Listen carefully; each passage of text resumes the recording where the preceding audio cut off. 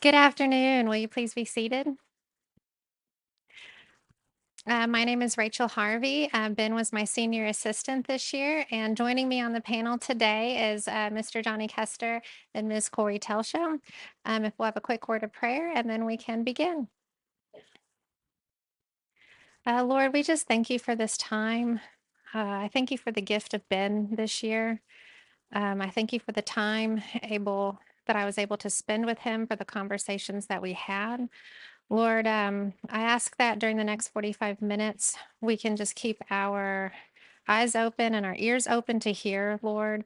I hope that this next 45 minutes is for you. Um, and I just ask that you be with Ben during this time for clear speaking, clear thought, confidence in what he's going to say, and that it is said in you. Um, Lord, in your name, amen.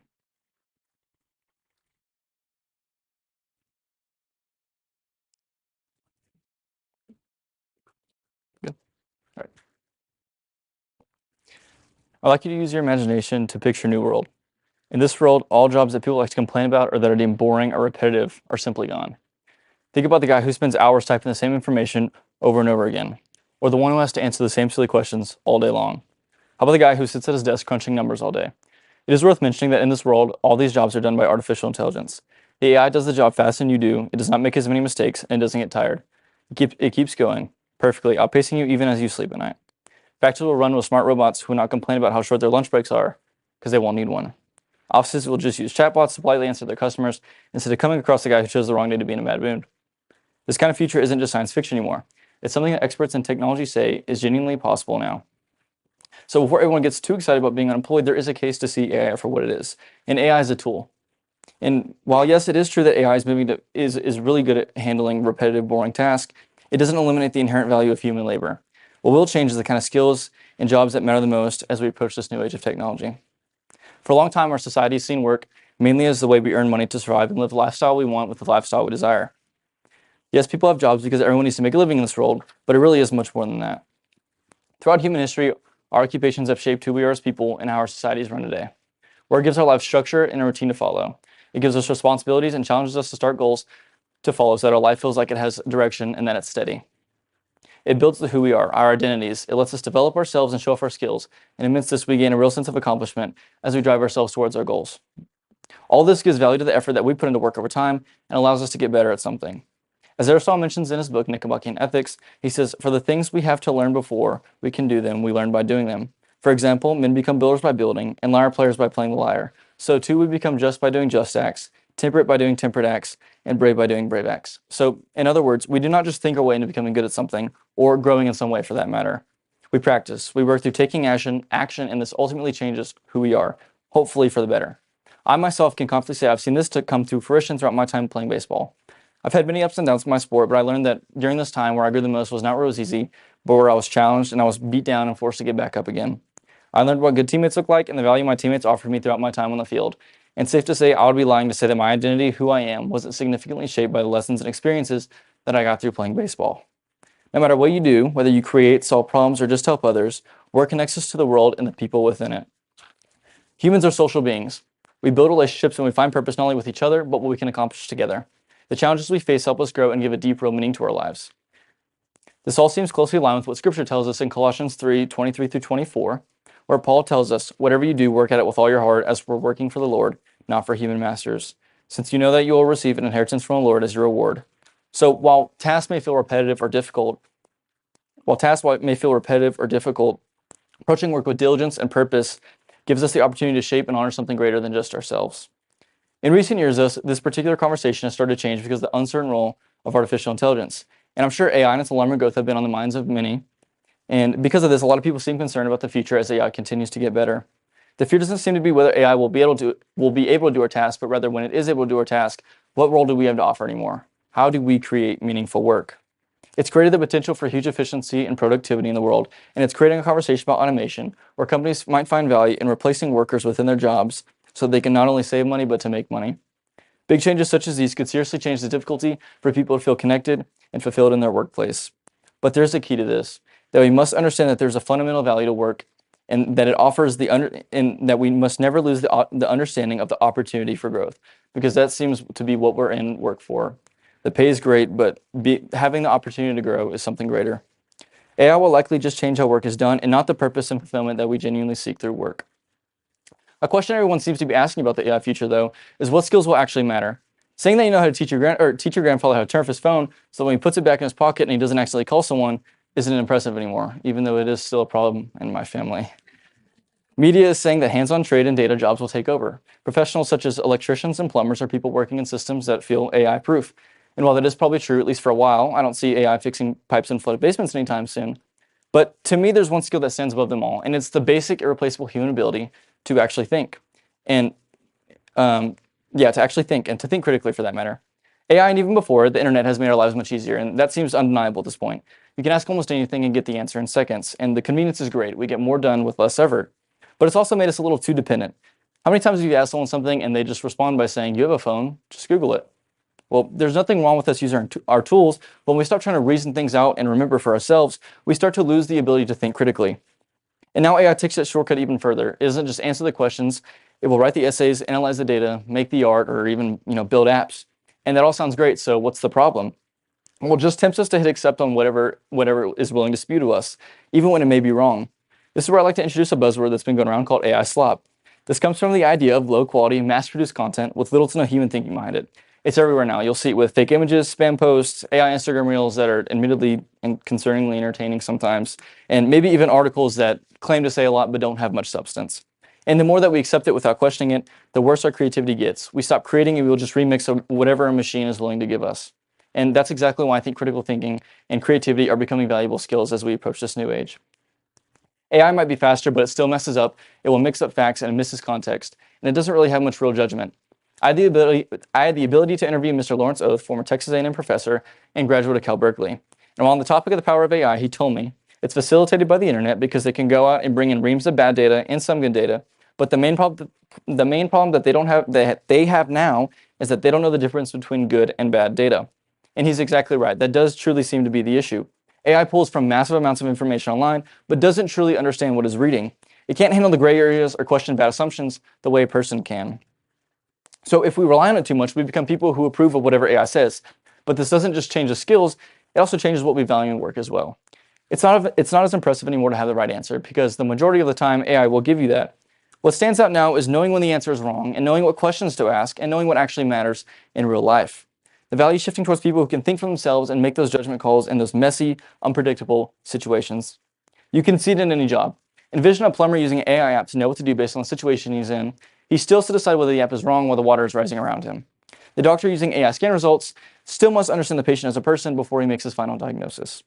So, even in everyday work, the people who stand out are the ones who just follow the system. They're the ones who know when to question and excel when they do, because they don't only find the problem, but they fix them as well. This is where work seems to be really heading. It's less about completing the task and more about bringing meaning and judgment and direction into those tasks. In a world full of fast answers, the people who really matter are the ones who can actually slow down, think, and actually decide what's worth doing with the time that they're given. Unfortunately, nobody truly knows where AI is headed, though.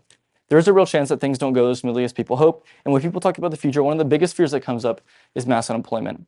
This idea that AI will replace people faster than we can adapt, and this fear isn't crazy. If we look in the book, The Coming Wave by Mustafa Suleyman, who is the CEO of Microsoft AI, he tells us this wave will generate unprecedented prosperity, but it will also be profoundly destabilizing. We are already seeing jobs get automated and tasks disappear, and entire roles start to shrink within industries. For someone working a stable job right now, it's not hard to imagine waking up one day and realizing that AI can do most of what you already do for faster and for cheaper. And this creates a lot of uncertainty for people, and it feels less like progress and more like we're being pushed out. And at the same time, even if new jobs are created, there is no guarantee that everyone will be able to transition them as easily. Not everyone has access to the training, education, and time to completely restart their career. And so while some people may benefit from this change, it is possible that some can get left behind, and that is the unfortunate part, but that's also what makes this feel so risky. I've always been fascinated with utopian and dystopian depictions of the future, and I don't believe I'm the only one, considering popularity books like 1984, Fahrenheit 451, and Brave New World. Though it's difficult to say which of either of these extremes will come true in a world of advanced AI. But with that, it's important to understand the uncertainty where AI will actually take us. And I think the crazy part is that very uncertainty is what makes talking about AI so exciting. We know the future is going to be different, whether it be from AI or not, because change happens. That just seems to be life. But we're really only know the mistakes and the situation of AI when we're actually living in it. The big thing AI won't do is it won't wipe out work for forever, but it will change the kind of work that matters and the skills that people need to stand out. Skills like being creative, thinking critically, and being able to connect with people, and knowing how to use AI as a tool instead of shying away from it is what society will start to value more. And I think this idea connects closely with what economist Thomas Sowell explains in his book, Basic Economics, where he simply writes, the first lesson in economics is scarcity. There's never enough of anything to satisfy all of those who want it. So I believe in a world where AI handles repetitive tasks, scarcity won't disappear. It will just change. Instead of valuing routine labor, society will place more value on unique human abilities, meaning our work will still matter, just in different ways. And ultimately, no matter how wild AI gets, it can't change the core of who we are as humans. We still get to make choices, take responsibility, and decide how we want to build the world, and that isn't going anywhere. The future of the industry is changing, but it is not ending. It is just evolving, and we get to help shape it, so why should we not be excited about it? Thank you.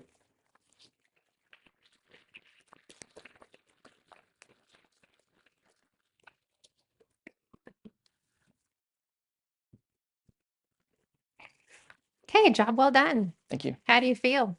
I feel good. Good? Okay. Relieved? I mean, my mouth's a little dry, but like, Okay.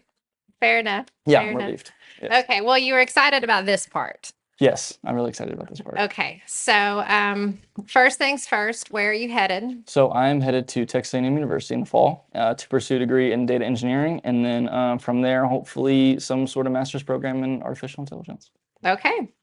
You got it all lined out. Hopefully, it works out. Okay. So my first question is, and I want us to back up a little bit. Okay. This was not your first thesis topic. Absolutely not. What was it? Where did we start? I kind of knew you were going to ask me this question. So I started with the importance of memories, and that's something that I still think is super valuable. I don't have an argument, sorry, but I was really stuck with that one. I truly believe that that was what I was going to do up until about, I would say maybe December or January, and that was kind of the point where I realized, well, I haven't really written anything on paper. Is this really what I want to talk about? And for context, during this time, I was spending a lot of my free time learning about AI because it was about the summer before that I was really starting to get interested, and I believe it was ChatGPT 2 released previous or short to that time, and that was kind of when I started to get into AI. I don't remember exactly what clicked for me, but I ended up spending a lot of my free time trying to learn what I could because it was something so interesting to me. And so January comes around, and I'm sitting here. Is this really what I want to talk about? And I kind of just had a realization. I was like, I spend my free time learning about AI, and it's something that I really enjoy thinking about and talking about. So why would I not want to put pen to paper and have it to be my thesis? So and then I bounced around with, and there's so many angles you can come at AI with. So I eventually came down to this one after 3 or 4 papers that I had to crumble up and throw in the trash. So yeah, it's a long journey to get here. Okay. Okay. In your paper, and you reference this a couple of times, the skill or placing value on creativity and critical thinking. Right. How would you define creativity? That's a good question.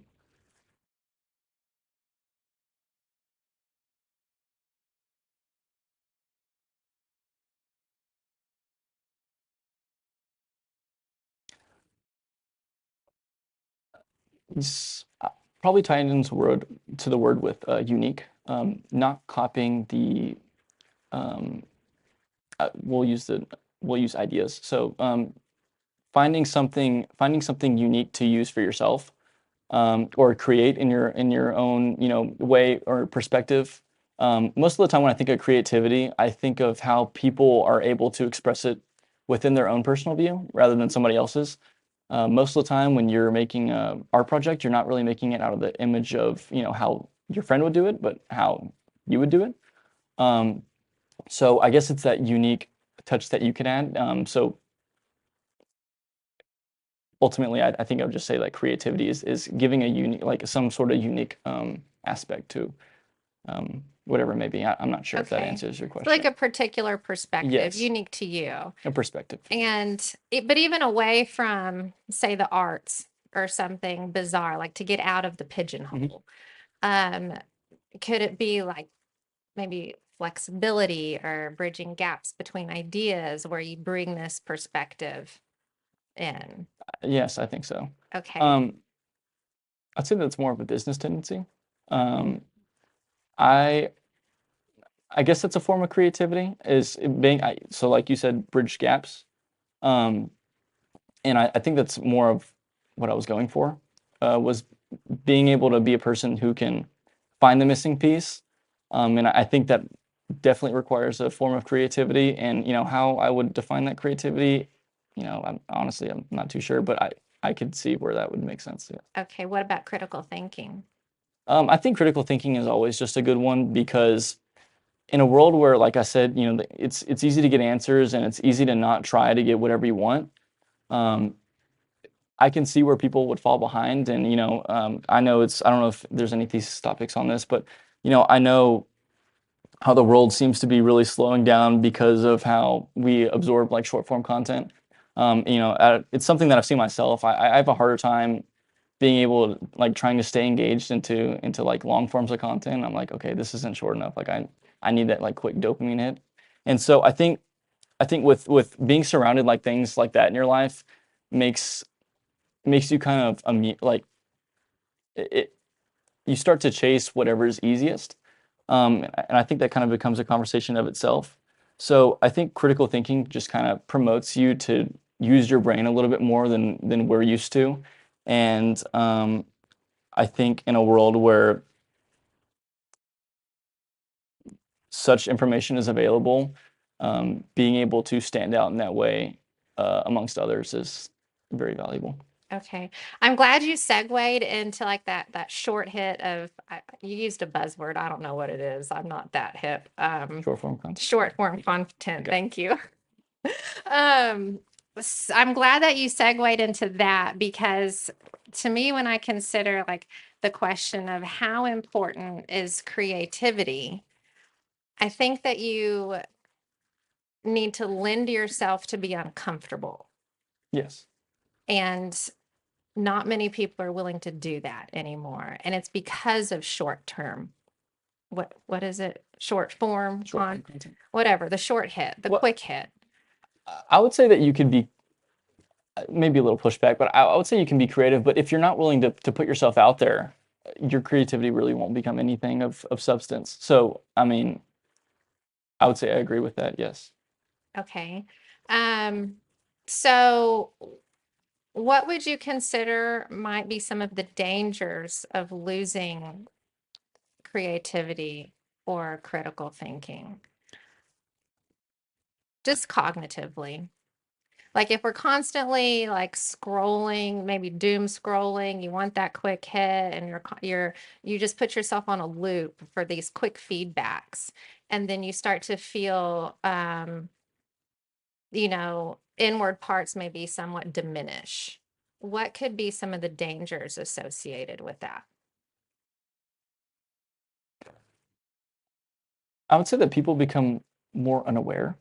Um, I think short form content and really available information to the point where we've kind of become lazy, um, diminishes people's character in a way that they know they don't have to try anymore. And so what's the effort in me, say, just for example, what's the effort in me writing a poem assignment when I can have AI do it for me in less than 30 seconds? Why would I waste my time? Even though that might be an opportunity for you to fire something, some creative aspect in your brain. So I think when we lose that, we start to lose a sense of you know who we are, I guess. Maybe that's a little like philosophical, but yeah, something along those lines. I don't think that's too Yeah, philosophical. I think you hit the nail on the yeah. head. If you start to lose some of who you are, if everything starts to shrink. To add to that, I think the ironic part is that relying on information in like or like quick information and AI and the internet is turning us more into robots than it is more of humans, I guess, if that makes sense. Um, Okay. I'll pause there because I know we could keep going. So I'm going to pause and let these guys take it away. Well done, Ben.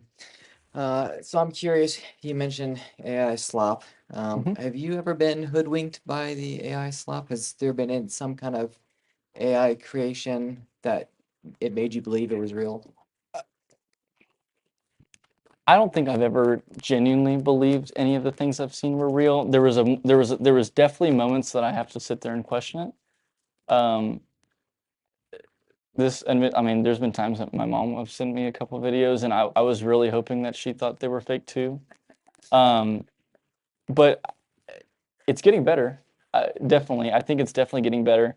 Um, so I definitely could see where people really fall underneath that because I myself, I'm like, that's not real. Like I know it's not real, but I want to sit there and question it like over and over. Okay, it's definitely not real, right? Like I just have to double check. So I've definitely fallen into that myself a little bit. Hmm. Well, hopefully you stay out of that for a good while. I wonder how long that's going to get us all. But one of the things you mention in here and you talk about is these dystopias that you read. 1984, Right. Brave New World, Fahrenheit 451. Uh, and I'm curious, you say, I mean, they're both, there's the extremes in some of these.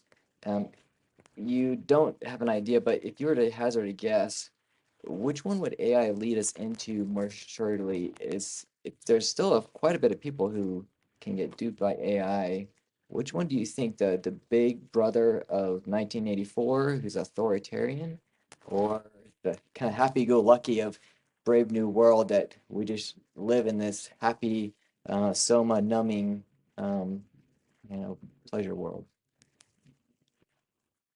This is not me being a pessimist necessarily, but just knowing the nature of humanity, I would probably say 1984, and especially the surveillance aspect.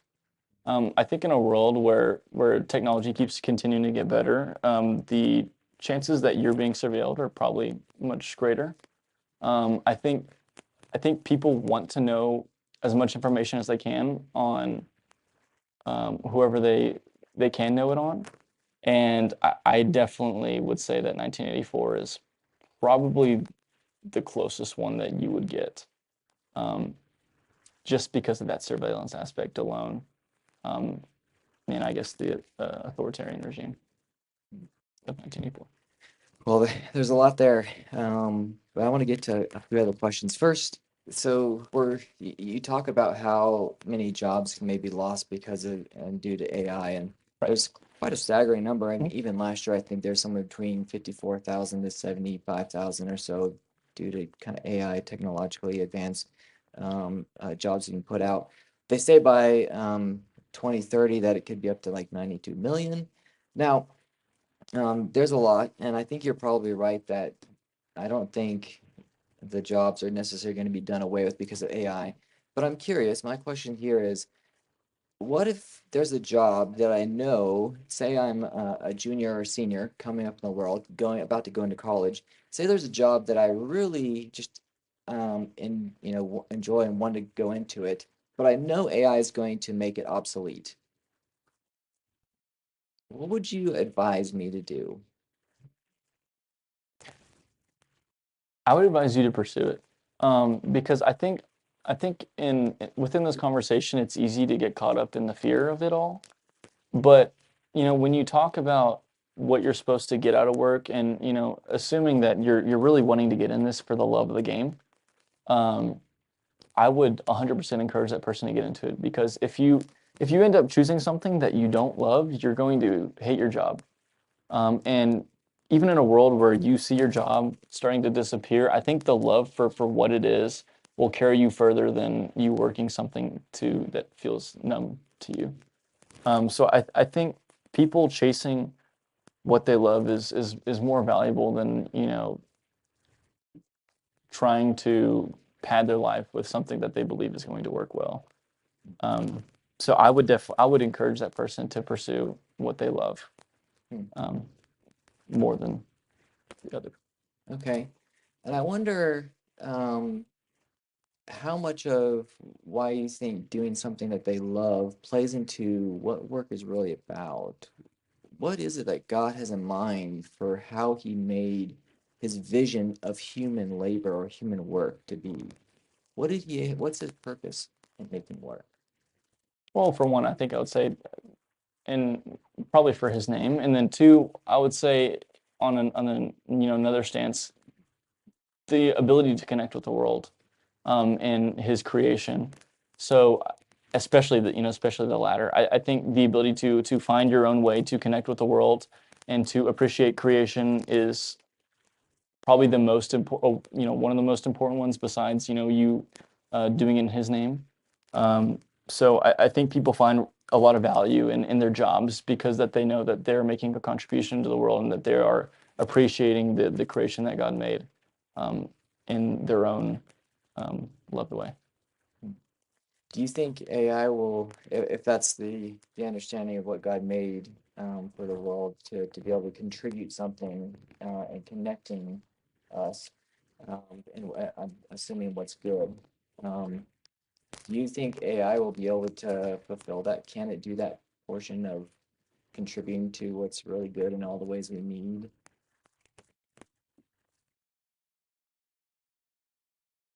Can you elaborate a little more, Yeah, if possible? is AI able to fulfill God's intention for human labor? Can it contribute to the goods that we need and fulfill them? I think it's ultimately left on the perspective that the person takes. I definitely think that there is a world that AI will make life easier. But I guess the question that comes up is easier necessarily better? Does it connect us with the Lord more to know that our lives have become easier? Does that mean that we'll spend more time, thinking about Him and having relationship with Him?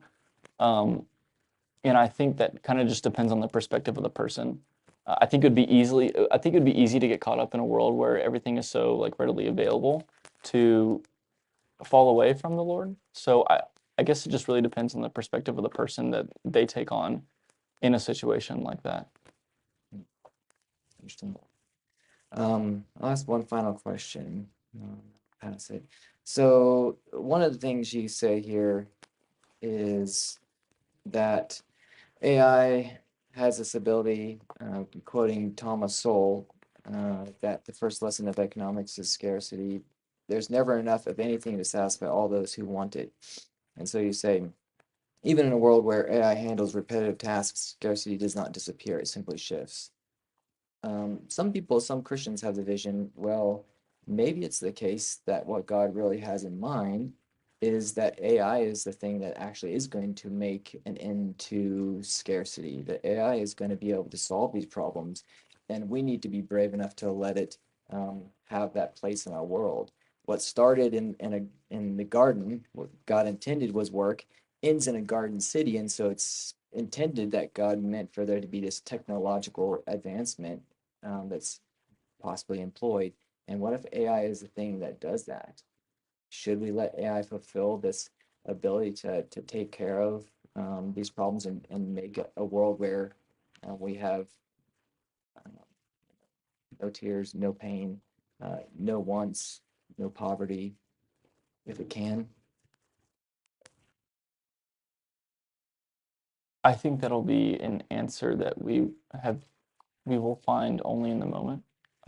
It's hard for me to say right now whether I truly believe that AI is for the good or the bad of the world. Because I mean, it's hard. It really is hard to see where this is going to go.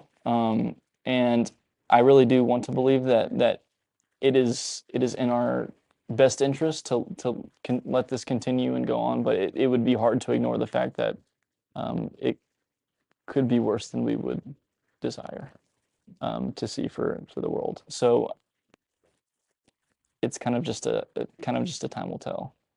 Um, but yeah, I think everyone hopes that this ends up, like you said, to be like the garden.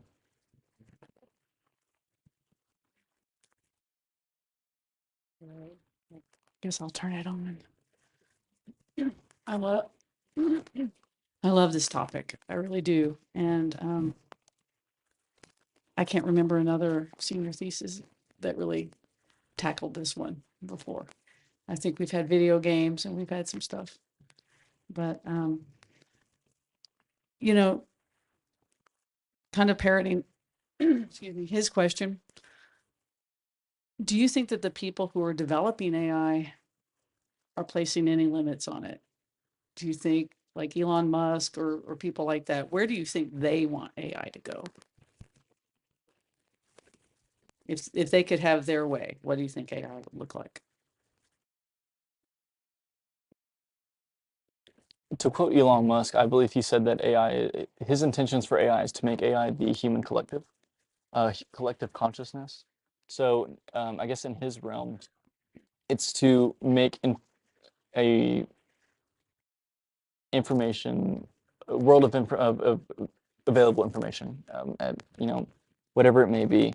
And for others, I'm not very sure. Maybe Sam Altman. Um, I think his intentions are probably money, like most of them. So I think power in a sort is probably one that is considered. And for AI itself, I would probably just say to make life easier.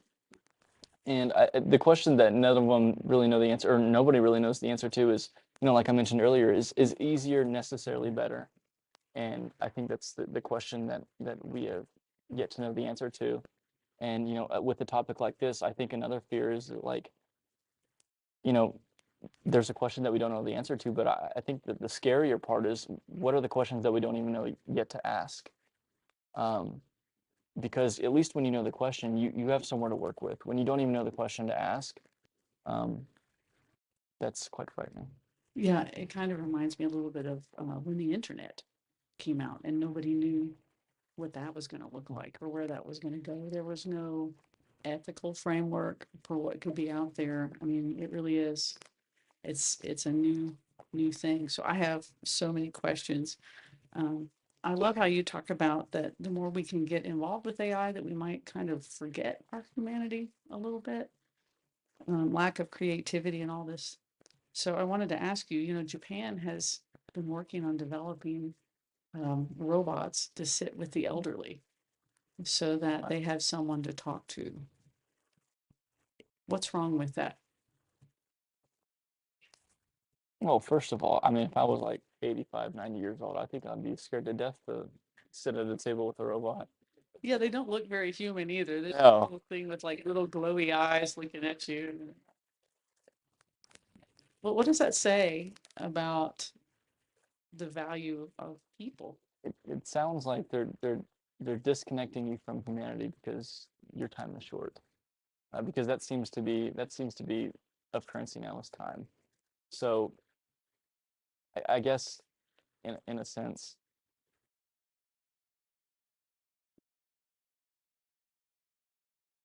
I totally agree with that. yeah, I do. something along those lines. Yeah, I think that time is a love language that we forget is a love language. And spending time with people and being present in the moment. So I have to ask, you guys were talking about making things easier. And it makes me ask, is all struggle bad?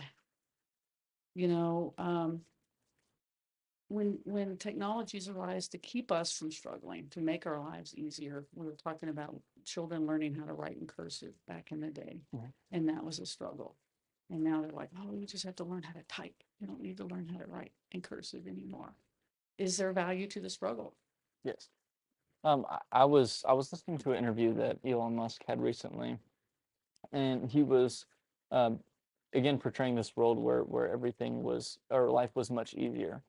And I think most people value the idea of hard things because there is something to learn, to grow from. But in a world where life seems to be, so easy as he depicted, it's almost like we have to create our own artificial hardship, our own things to overcome in a world that has become so easy. And so I think then it doesn't become as real. Um, you know, most people growing up don't have to create their own hardship. It's usually something that just happens as you get older. Um, and you know, some are more unfortunate than others and have to go through more damaging hardship than others. But there's still something to be learned from throughout all that hardship. And I think in a world where you have to create your own hardship and it's all artificial, I think it loses meaning to the value that it poses to building someone's character. Okay, and I like that too because, you know, it's always struck me how we have these smartphones, right? And they're supposed to save us time. And it's going to navigate for us and it's going to send our messages and communications and all these things. And, you know, I have a house. I don't have to go beat my laundry on a rock anymore. You know, I have all these time saving devices and yet I don't seem to have any time. So AI making our lives easier, is it? You said we have now artificial struggles. So what are some struggles that have been created because of AI? Is the phone really our friend or can it be our foe also? Well, I think now because of, you know, phones, I never had this conversation with you, but I'm pretty sure our internet went out today. So that was a good, you know, 4 or 5, maybe another, you know, 2 or 3 more hours that we have to spend in the day to try to figure out the problem. In a world where there is no internet, that isn't another 8 hours of problems to deal with. So I think with every new piece of technology, there are new solutions that arise, but more problems as well. So I think that's just inevitable. Different struggle. Yeah, it's just another struggle. Okay, well, I love how you mentioned books, and I'll ask one more question and I'll pass over the mic. I am kind of a science fiction nerd. Right. Are you a science fiction nerd? I like Star Wars. Okay. All right. So in Star Wars, is there AI? Yeah. Well, yes. Okay. C-3PO, so Yeah, and Yeah. R2D2? Yes. And isn't it interesting how we just all love R2D2? Mhm. And it's a machine? Well, he seems to have a little personality to him. Okay, Right. is that dangerous? Okay, if I get mad at Siri and I am inclined to apologize, Siri doesn't have a personality, right? I mean, you know, they I don't feel say, bad for Siri. yeah, but I just think it's interesting how we can attribute human values to something that's completely artificial. You know, why should we care whether or not R2D2 gets blown up?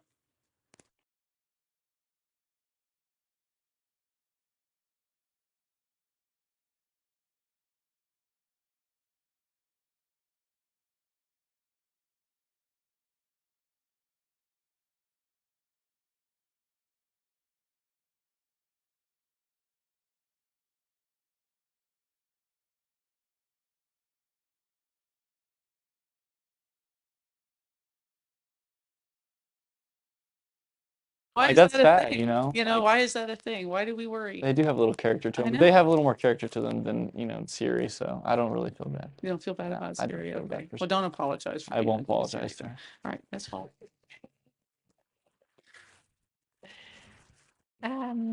I've never seen Star Wars, so I can't. Okay. I have 3 questions, and I don't know if we'll make it. So I have a kind of easy, medium, and hard, maybe. Okay. We've talked about how or some of the ways in which AI can make your life easier. So, off the top of your head, if you could pick one thing, it's not academic. Okay, that's off the table. Um, how could AI make your life easier in your day to day? In my day-to-day specifically? Mhm.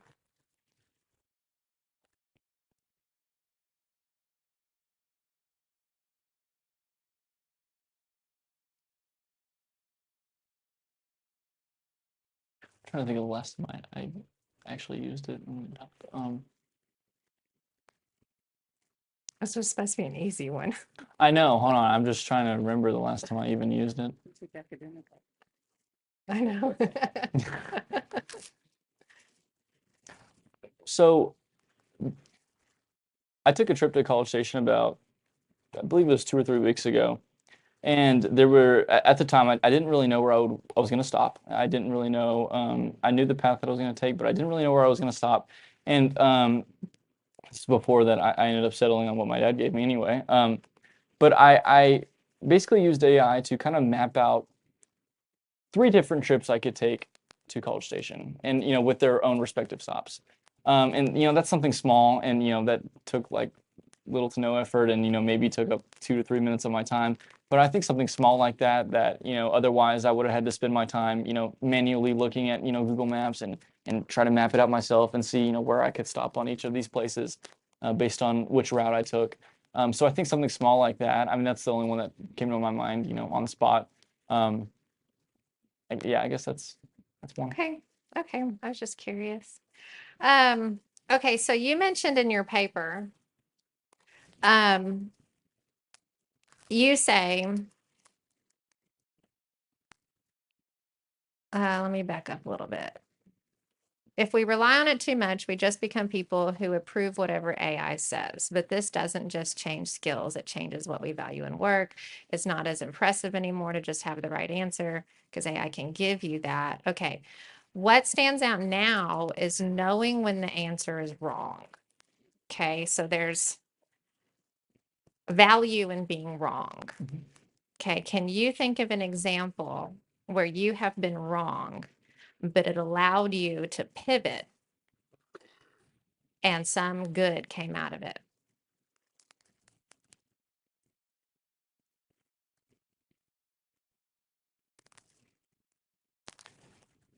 This one's probably going to be a boring example. I'm sorry, and it's a little nerdy.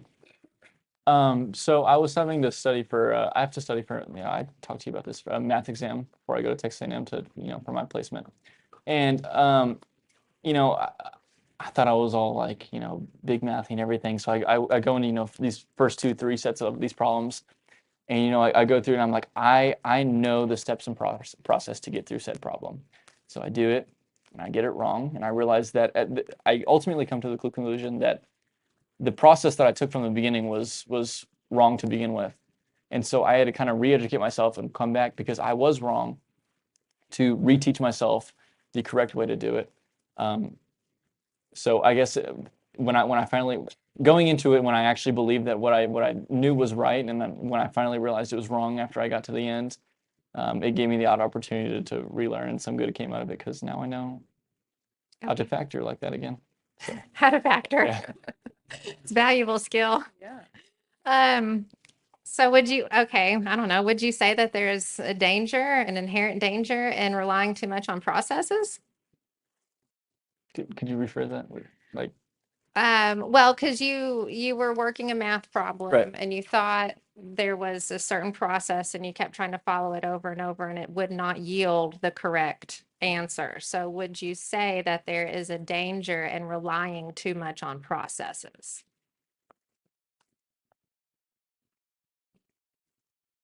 Only if you're not open to seeing a different route.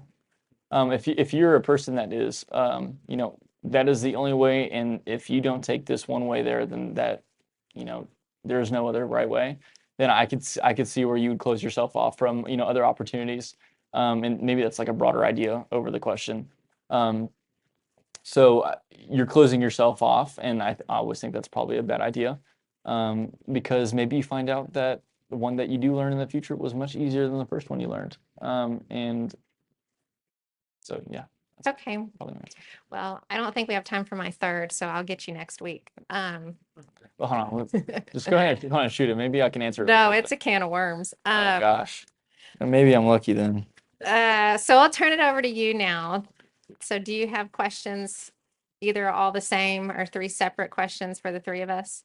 Separate. Okay. So I've kind of forced you to kind of dig into AI yourself. So with what you've read and what you hope to learn, what are you most excited for in a future of AI? Ms. Telshow, I know you have some sort of a military resume.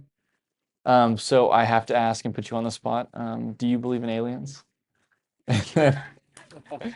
why or why not? And Mr. Custer, what is your biggest concern for an AI future? What are you concerned the most about? What keeps you up at night when you think about this conversation? I like we have opposite questions. Why are you concerned and why am I excited? Yeah, I got the hard one. Yeah. Um, okay, what am I excited about for AI for the future? Nothing. Um, What are you concerned about if that's more on your mind? no, you know what? I like growth. Mhm. I like uncharted territory. So just because it's not my cup of tea doesn't mean it's not a multitude of others' cup of tea. Right. And so where I will probably try to avoid it in my day-to-day life. I mean, we were talking earlier, like I don't even do Instacart. I want to go inside and get mad at the people. Like if I'm looking to get mad, I'm going to go to HEB. Would you be fine with getting mad at a robot? Well, no, because then I'd probably get physical. But I love the idea of progress and I love the idea of growth and I like different perspectives. And so it's exciting for me where there is um a demographic of people who do understand this a lot more than I do. Right. And they can come at it with different perspectives and see different uses and different benefits to it, and then develop it into different avenues. I just probably live on the more fearful side of things where I think that so my concern, I'm sorry, would be when we talked about becoming diminished.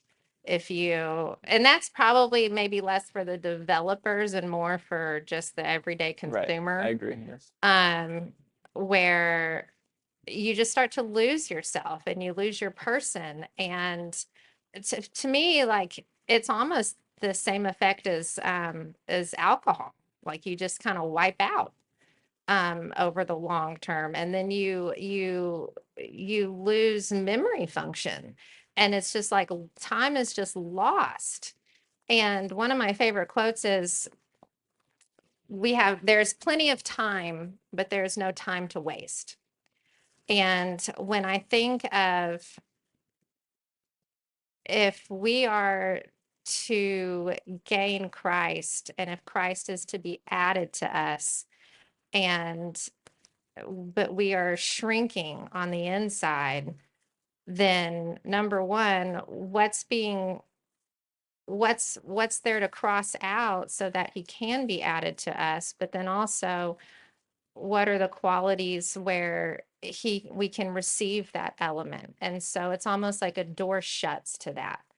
I mean, that's just my feeling. Um, so I don't know. For the big picture thinkers, it is exciting because of the growth and the Right. progress and the things that I don't understand. For the day to day, for the me's, not so much. All right, there's a lot that you could be concerned about with AI. I don't think I have one of the main concerns, which is that artificial intelligence will become conscious, which will, be able to take over the world and some, master plan. I don't think that's possible, that it'll be able to be conscious. Now, that might take a lot to go into. I do think that there's something close to that, though, and that's where there's this thin veil between uh, how it appears to us, and then by that respect, how we then come to it. So, and there, I don't think the fault is ever in the tech itself. It's in us. When we walk into a hotel, and for the first time, when you don't realize that you're having an artificial intelligent robot help you with your bags, but they do something that you feel is inconsiderate, and then maybe you do something to them. But then on the flip side, when people begin to realize there are AI robots that are like this serving in a lot of different sectors, and they feel that they can then um, uh, treat them in certain ways that are subhuman, and then that carries over on that point to when there is a real person that they mistake for being a robot who is really real. I think that probably is, maybe the scariest part coming to it. And it's going to be something I think, like you said, the biggest problem I think isn't in getting the right answers, but it's in asking the right questions. We don't get to a point to understand what we need to be perceptive about and what we need to be aware about in the first place. And so we rush forward with the tech. We rush forward into creating this grand new society out of AI, forgetting the lines that we should have that are clear between what's a person and how to treat them with dignity and what's not. So I think that would probably be the area I'm most concerned about. And the one with the wonky. Yeah, no, it's working so far. Oh boy. I'm going to answer you with a question. Who am I to limit the mind of God? What we know of God is that he's a creator, and we know that we're in his image. Therefore, we are creators. It would be like if the universe is remotely as big as we think it is, it would almost be like asking God to have one Lego set and then never making another Lego project ever again. I think he is by nature creative. So I do not believe that there are not aliens. I like that. Good answer. Well done. Then let me close this in prayer. Gracious Heavenly Father, we come before you as the premier person, the one who has given us life and whom our life is for. God, we ask that we would be diligent to submit our attention to you first in our days so that we can be aware of what's good, whether it takes a long amount of time or short. And I thank you for Ben and just his dedication to want to think about your world in a thoughtful manner, in a manner that wants to understand it, to know it. Um, so I just ask that you would continue to enrich him in this so that when he goes out into this field, he'd be able to ask the right questions first. That he would have the discernment and the strength of character and courage to think about this area of what's right before simply saying what's possible, what can I accomplish. And God, I pray that his conviction will always be in you. Thank you for just his courage in this area to think about AI and want to dedicate his thinking to you. Um, so, Lord, we ask all these things in your wonderful and good name, Jesus. Amen. Thank you. Thank you.